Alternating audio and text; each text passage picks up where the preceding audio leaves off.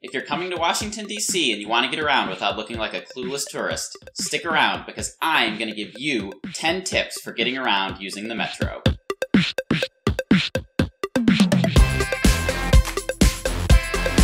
Hello, welcome to Trip Hacks DC. My name is Rob. I'm a tour guide here in Washington, D.C. and on this channel I'm here to share my best tips, tricks, and hacks to help you explore the city. If you're planning a trip, make sure to subscribe to the channel so you don't miss anything. And if you're coming to town and looking for a personalized tour experience, you can check out triphacksdc.com to see what I offer. In this video, I'm going to give you my 10 do's and don'ts for riding on the Metro so that you can ride like a pro in no time. Let's get started. Number 1, do get a Smartrip card. This used to be a suggestion, but now it's a requirement. If you visited DC prior to 2016, chances are that you paid for the Metro using a paper fare card. It was a little piece of cardboard, it had a couple cute pandas on it, and it would print your balance on the card every time that you used it. You can go ahead and put it in a scrapbook because you're not going to be needing it anymore. The good news is that Smartrips are just as easy to get as the old paper fare card. When you arrive at your first Metro station, look for one of the orange and blue colored fare machines. The black and gray ones won't work for this. They're only for topping up your Smartrip once you have it. You'll need to decide if you want a single fare card or multiple.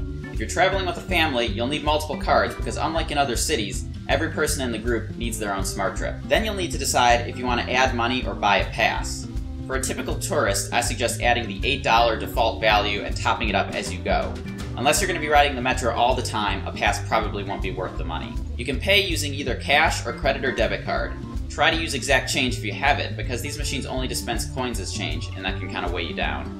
Once you've got your card, walk up to the fare gate, tap it against the target, and go through once it opens. When you get to your destination, you'll do the exact same thing to exit. Number 2, don't stand on the left. Trust me when I say that this is probably the single most important piece of advice you're going to get for your entire trip to Washington, D.C. When you're riding the Metro and you're on an escalator, whatever you do, don't stand on the left side of it. The rule is, once you get onto an escalator, if you're walking, you walk up on the left side, and if you're standing, you stand on the right side. Simple enough. One of the reasons why tourists get such a bad reputation among locals here is because they don't follow this very basic and simple rule. On a similar note, if you're coming from the airport or Union Station, when you're riding the escalator, put your suitcase in front of you instead of next to you. That way, if someone's trying to walk up, they're not going to get blocked by your luggage. Or find an elevator and just use that, assuming you can find one that's actually working. So to recap, when on the Metro, walk on the left, stand on the right. Number 3, download a Metro app. There are a lot of Metro apps out there and people have varying opinions on which one is actually the best. Some have more bells and whistles than others, but at the end of the day, they all basically do the same thing,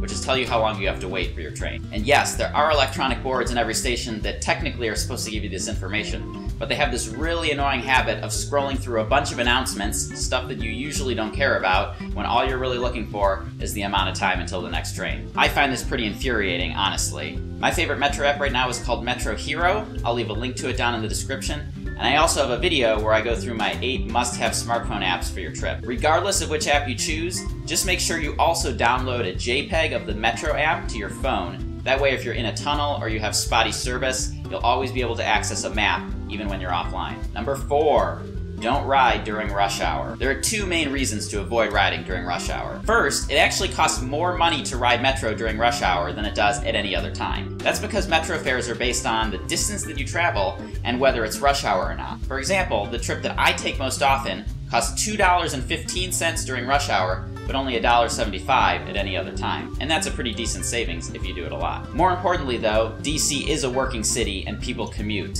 so it gets slammed and can be pretty miserable to ride during rush hour. Number 5, plan for delays. A lot of people come to DC and they tell me that they absolutely love our Metro because it is so much better than what they have back home.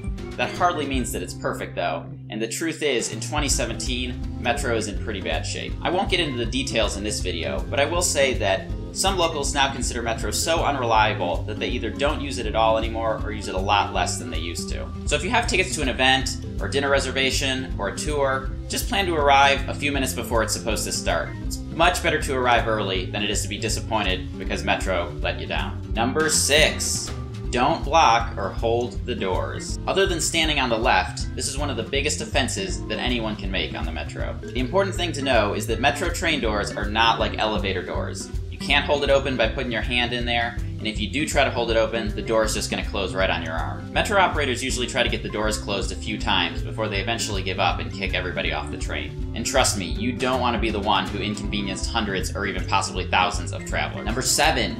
Wait for people to get off the train before you try to board. I know it's tempting when a train pulls into the station and you see some empty seats on that train to want to rush in as fast as you can and grab them before anybody else can. However, you really need to wait until everybody is off the train first before you can try to get on. Those metro doors are just not that wide, and it becomes a huge mess when people aren't even off the train yet and other people are already rushing into the car. So just have a little patience, you'll get on the train, don't worry. Number 8. Don't wait for the fare gate to close in front of you before you go through. This hack is particularly useful during rush hour, which you should really try to avoid, or after a game or any other busy period when there are a lot of people trying to move through the metro at the same time. All you have to do is stand behind the person in front of you who's going through the fare gate. Once they've tapped their Smartrip, tap yours and go on through. You don't actually have to wait for that gate to close before you can tap. Doing it this way will save a lot of time, and locals will really appreciate that you've been clued in to this little hack. Number 9.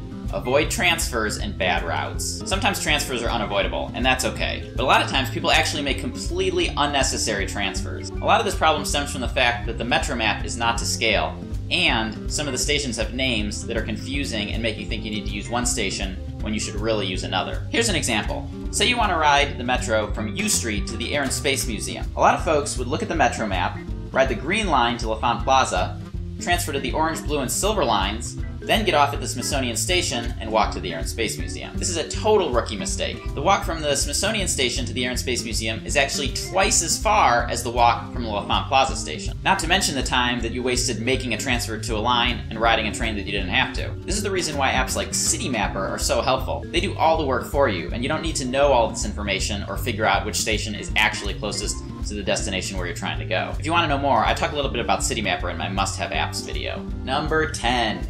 Don't stop at the top of the escalator when you're getting off the metro. I totally appreciate how disorienting it can feel when you're at a new metro station in a new neighborhood and you don't really know what you are. The first thing you want to do when you get off that escalator is pull out your phone and pull up Google Maps to figure out where you are. But people are still coming up the escalator behind you, and if you don't move, you'll cause a pileup. It's totally fine if you need to check your surroundings once you get off the metro. Just make sure to walk a few yards away from the station and away from the escalators before you take out your phone or take out your map to figure out where you are. And that's it. Thank you for watching this video. If you found it helpful, you can subscribe to the channel by clicking on the Trip Hacks DC logo at the bottom of this window. And if you are coming to DC and you want a cool personalized tour experience, there's a box to the left of my head that you can click for a link to my website, triphacksdc.com, and you can check out the tours that I offer. Enjoy your trip!